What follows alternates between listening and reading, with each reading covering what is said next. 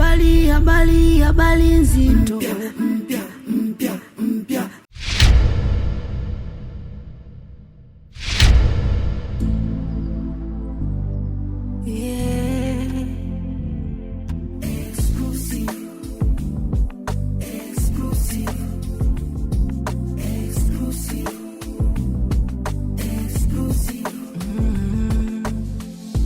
Akipata moja wa mbili, huyu msela hana gasiri. Akipata moja wa mbili, huyu msela hana gasiri.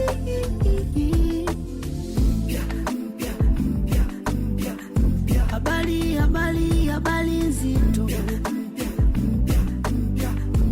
Habari.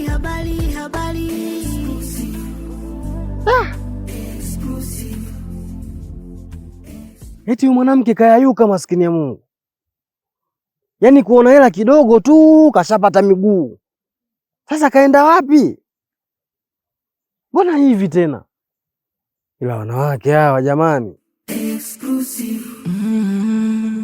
Yaani kweli ukimpa mwanamke hela akili yake inaruka. Kweli nimeamini leo. Kaenda wapi sasa maskini ya Mungu? Anahangaika kama chizi hivi kumtafuta mtu mwenye akili timamu. Si mtu mzima yule.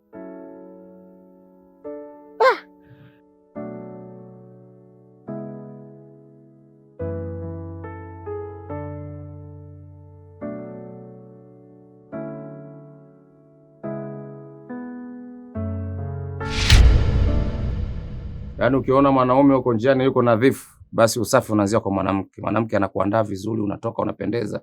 Watu yule baba mtanashati. Kama hivi. Sasa unakuta mwanaume yuko lafu waeleweki. Hata mke wake amfungi vifungo kama hivi. Naam. Jana usiku umerudi umeniambia umechoka. Na uliniambia kuna umbea na kuniambia. Umbea upo mke wangu. Kiukweli kabisa. Nilichoka jana kuanzia mwili mpaka moyo wangu. Una vitu hivi. Umbea wenyewe ni specialist kabisa. Friji langu bovu aligandishi nakupa sasa. Rafiki yangu yule Maele Kibonge si unamuelewa? Mfahamu yangu. Na mke wake yule mrefu kama ngongoti. Wote nafahamu. Na yule ndugu yangu anaitwa Mjusi, kutwa na msuli. Namjua yule Mjusi. Ana mke wake mmoja mweupe hivi. Anaitwa Kendi. Sasa wale bwana, kuna tafshiti hapa ipo. Mayele kamtongoza mke wa Mjusi, Mjusi kamtongoza mke wa Mayele. Kwa hiyo wanazungukana wote wanatembea. Na hiyo habari naijua mimi tu. Alafu wao wote wanne washagundua kwamba mimi hiyo taarifa nishaijua. Kwa hiyo wamebaki wanajistukia tu mdodo kwamba huyu atakwenda kusema kule au huyu atakwenda kusema kule. Na kingine wanajua kwamba tayari nishasema huku na huku wanajua nishasema huku. Basi mimi nawaacha tu. Na umbea wangu bado nao. Ndio maana nikasema nitakupa mke wangu nikuachie huo umbea ili nisiishi katika maisha ya kuwazawaza na umbea wa watu. Ujue mume wangu yule shakwa balaa. Balaa zito. Habari nzito kabisa hiyo. Sasa akija kujuana. Yaani mambo ya tamaa tu. Mwanamke ashaona hela basi kashatongozwa na shemeji yake kakubali. Wewe unakubali vipi kutongozwa na shemeji yako na unaenda kutembea naye? Kama sio tamaa nini? Sio tamaa mume wangu. Wanaume ndio wenye makosa. Mwanamke anatongozwa tu. Kwa hiyo sasa hapo ndio unawatetea wanawake. Sasa unaona kosa la nani mume wangu? Unaona makosa ya wanaume. Sikiza kwambie kitu, isiwe topic. Acha nikahangaike. Naelewa bwana, naenda kwenye kikao nikamaliza kabisa. Umeona nimevaa nguo za kifo. Yaani muda wote unaweza kutokea msiba kwenye haya maeneo. Baadaye. Haya mume wangu, safari njema. Karibu.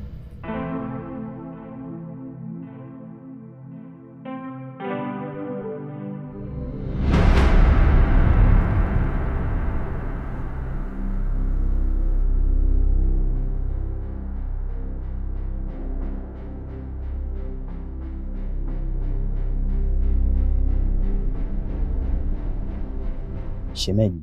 Exclusive. Umestuka kuniona eh?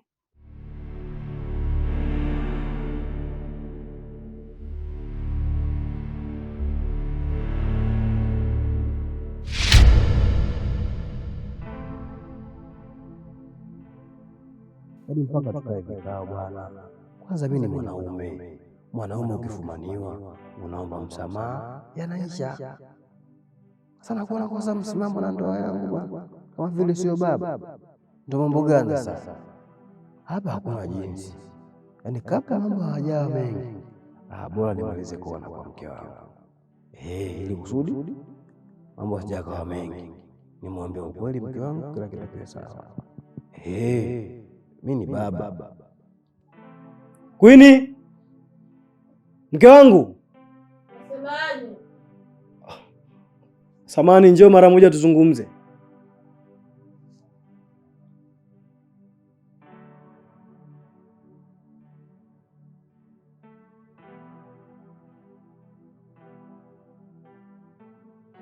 Mke wangu, sasa kuna haja gani ya Martin kuja nyumbani kwetu?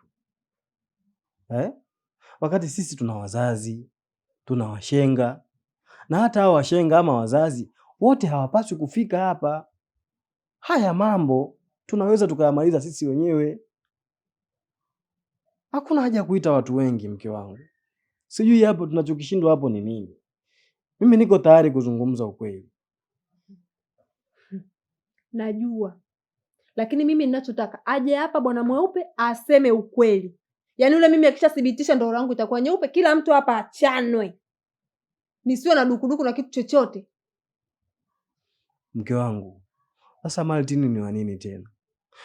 Mimi nimeona acha tu nijitetee mwenyewe. Hakuna haja ya kujaza watu. Ngoja nizungumze ukweli mke wangu. Martin alikuwa kama shahidi tu.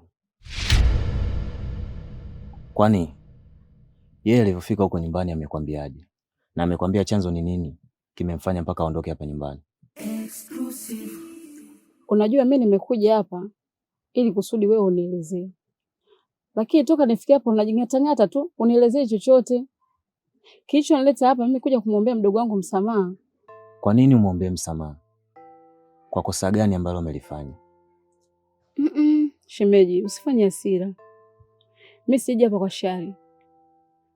Na pia kuweka vitu rohoni mimi siwezi. Na kama mmeachana, msitake kila mmoja mpaka ajue. Ukija kuangalia ndoa yenu kwanza changa. Tulishindwa kuongea mimi na yeye.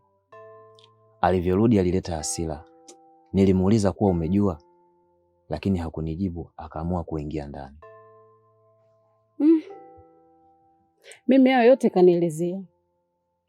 Lakini anaogopa usije ukamchinja, na ndio maana aliamua akaondoka. Nimchinje? Kwa makosa gani? Na anaogopa nini? Na nimchinje ili iweje? Si hizo taarifa ulizoletewa na rafiki yako za Kendi kutembea na Mayele?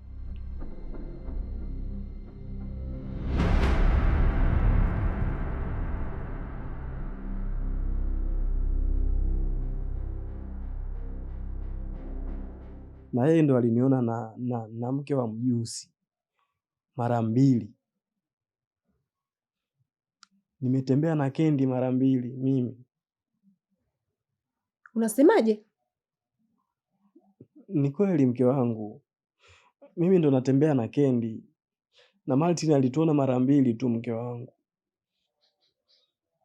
Kwa hiyo unataka kuniambia ukweli kabisa unatembea na Kendi? Mke wa mjusi mme wangu, kweli? Naomba nisamee mke wangu. Ni shetani tu alinipitia. Kwa sababu hata Kendi mwenyewe tayari ameshaondoka kwa mumewe. Kwa sababu ya hii aibu ambayo imetokea. Najaribu kuwaza siku nikionana na mjusi naeka wapi mimi sura yangu, maskini ya Mungu. Nimeshatindinganya jamani, tamaa hizi. Shemeji, naomba jaribu kumsamehe mwenzio. Na yeye amekiri ya kwamba hatarudia tena.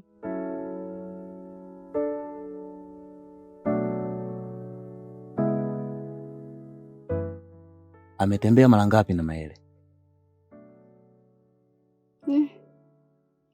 Swali gumu sana hilo shemeji. Lakini kama ni 1.5 mwezi tu hivi.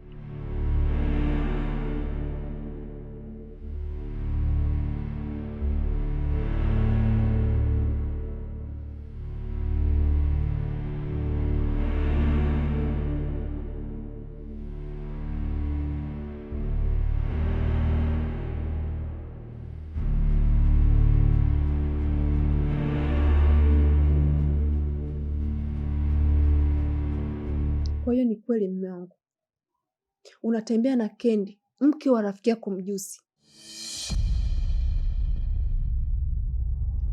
Umeniaibisha sana wewe mwanaume, unaniaibisha. Yaani mimi kuna muda natamani nikung'ate. Wewe wa kuivua nguo ndoa yetu kweli Maele? Wewe mwanaume gani usasi? Wewe mwanaume, yaani wewe. Mimi natamani tu nikunyonge. Naomba unisamehe mke wangu. Sitorudia tena, ni ibilisi tu aliniingilia kwenye maisha yangu. Nisamehe, niko chini ya miguu yako. Tafadhali naomba usije ukafanya jambo baya. Ibilisi alinipanda kichwani, sasa ningefanya nini mke wangu?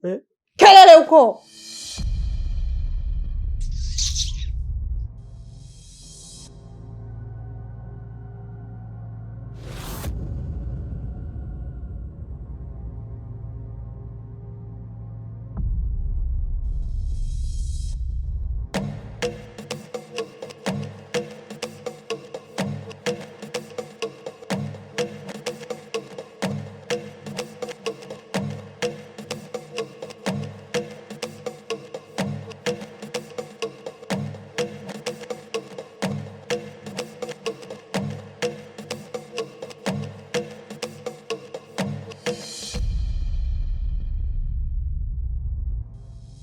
Vipi? Paka mnakuja majumbani kwa watu hamna hata hodi. Sasa hizi shemeji. Safi kwema? Martin tumemkuta. Martin ametoka. Ameenda huko kwa Maele ni kikao cha mambo yenu. Vipi? Ina maana shemeji hadi wewe unajua? Hivyo mnavyochanganyana kama pedile baskeli. Mume wangu akose kuniambia mimi kama mbea mwenzake usichokijua. Bas. Exclusive. Inatosha. Hey man.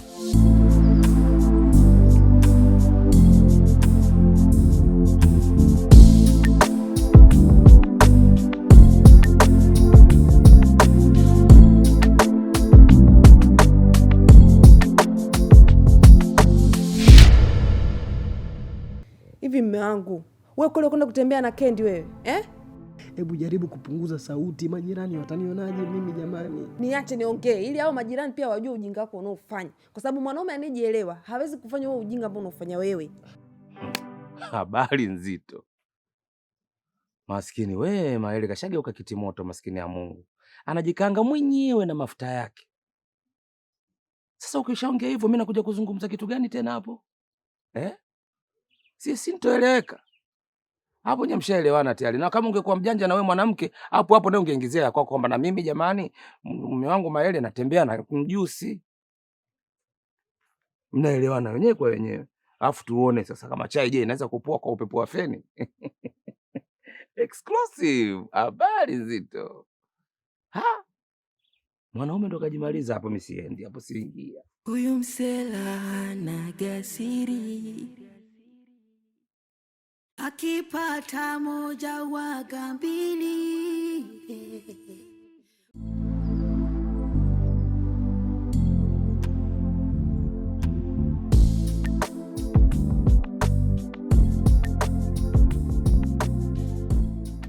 Shemeji, unataka kufanya nini? Mbona toka nikuletee hizi taarifa umekuwa na taharuki kubwa? Yaani tofauti kabisa na nilivyokuta. Ya binadamu ni mengi sana shemeji. Mimi nilikuwa nakuomba wewe ungeenda nyumbani tu. Tutakuja kuliongea hilo swala la Kendi. Maana huku ni kudharauliana kabisa. Sawa, Kendi ametambua makosa yake. Na ndio maana amenituma mimi nije kumwombea msamaha kwako.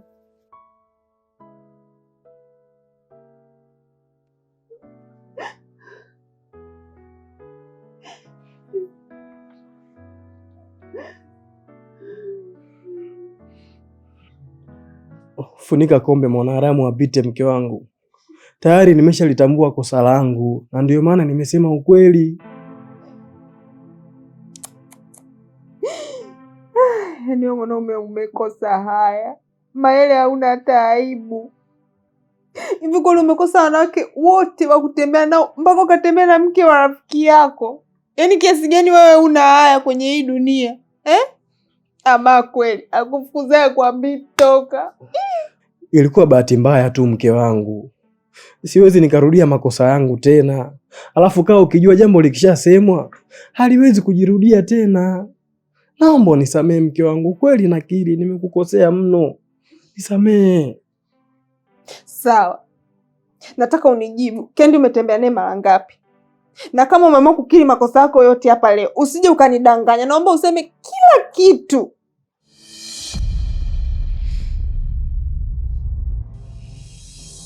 Na pia amesema kama itashindikana, anaomba tu umpe talaka, iwe kama adhabu kutoka kwako. Oh. Kwa hiyo kumbe ameyafanya hayo yote akitegemea kupata talaka kutoka kwangu. Ese. Sikiliza. Wewe nenda shemeji. Kwa sasa naona unichanganya tu akili yangu. Sawa. Mimi nakusubiri nyumbani.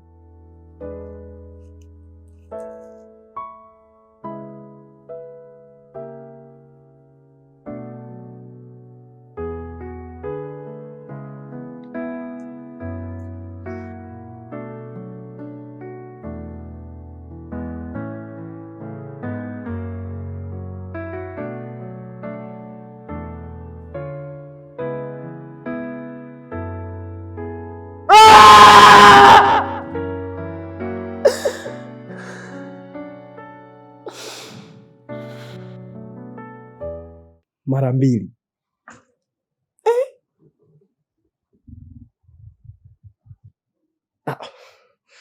Mara 3. Hayo mengine yatakuwa ni ya Martin. Hapa kuna haja ya kumtafuta shemeji Martin na kumuuliza kila kitu, na kama nitagundua umenidanganya. Basi hapana, haina haja ya kumuita. Hapa ndo nazungumza ukweli wote. Nimetembea naye mara 5 tu. Mara 5?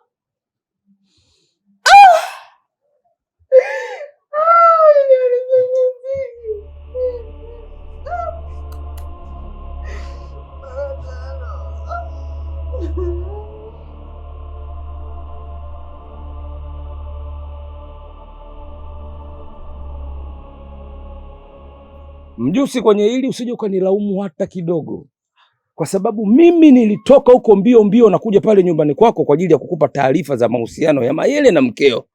Kilichotokea, wewe bwana mweupe wewe, hicho cheo cha upikipiki posta sisi tutakuvua, maana ukitendei haki kabisa. Wewe ushajua kwamba hii ngoma ipo mlama. Kwa nini usiniambie? Unanyamaza kimya mpaka unasababisha sasa hivi mambo yako mpengele pengele.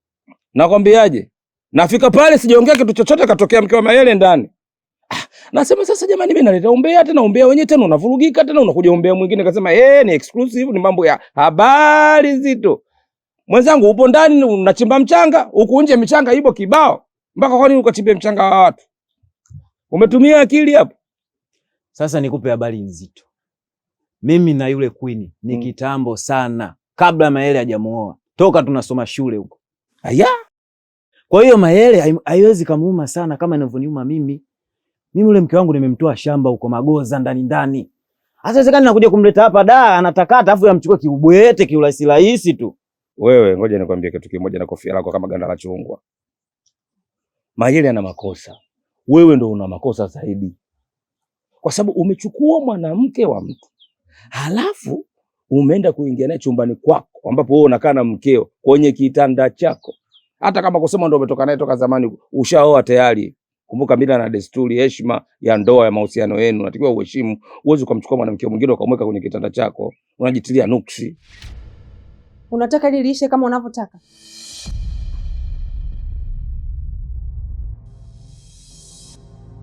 Unataka kusema nini mke wangu? Sawa, nimekuruhusu zungumza, lakini angalia usije ukazungumza jambo baya. Kama unataka baya lisitokee, naomba ufanye jambo ambalo litafanya moyo wangu uwe na amani.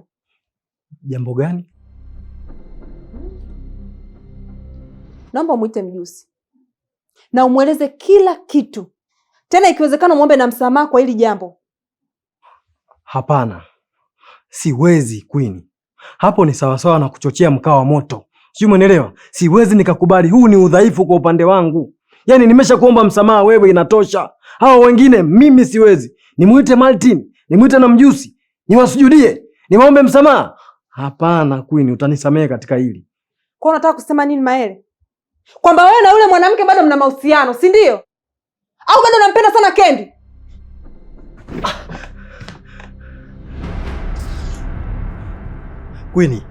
Queen, mke wangu.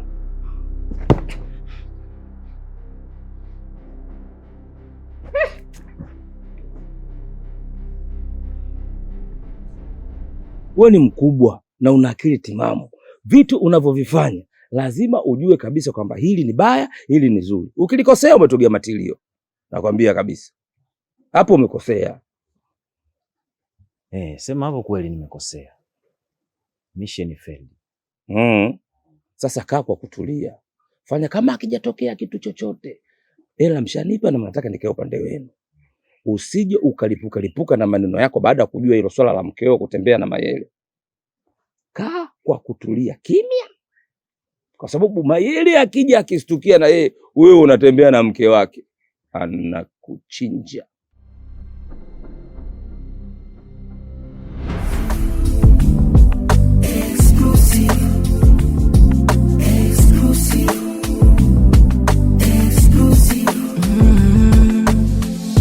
Akipata moja wa mbili,